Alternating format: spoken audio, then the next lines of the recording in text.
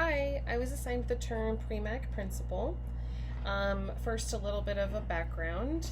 So, Premack believed that activity reinforcers could be identified by looking at the relative distribution of behaviors in a free operant situation, or the baseline.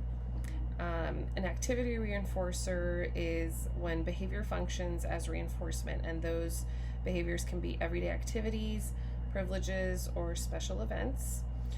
And so what Premack believed was that behaviors themselves could be used as reinforcers or stimulus, and that the frequency of behavior was an important factor in determining how effective a given behavior would be if the opportunity to engage in that behavior is contingent on another behavior. And so the textbook definition is making the opportunity to engage in a behavior that occurs at a relatively high free operant or baseline rate contingent on the occurrence of low frequency behavior, and it will function as a reinforcement for that low frequency, low occurrence behavior. And so what you would do is identify the preferred behavior that will serve as your activity reinforcer by assessing the baseline for frequency.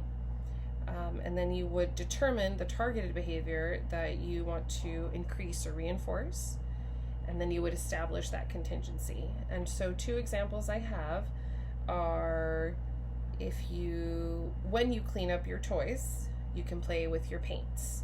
And so doing cleanup or keeping your space clean would be that low occurring behavior, and playing with paint would be that preferred behavior, and so preferred by the subject.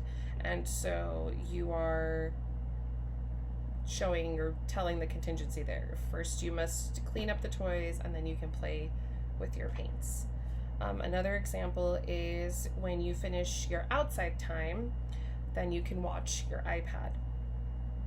So this would be effective if somebody were to spend almost no time in comparison to the other thing, right? So if they were to spend almost no time being outside, doing physical activity, you could say in this hypothetical situation, versus spending maybe hours on their iPad, we would have iPad time as contingent on spending outside time. Behavior analysts would be able to use this in that same example.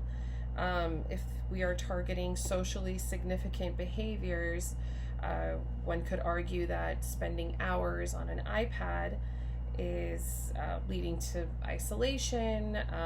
It's a sedentary activity most of the time, and if you're working with children, it has been proven to impede speech development or social emotional development.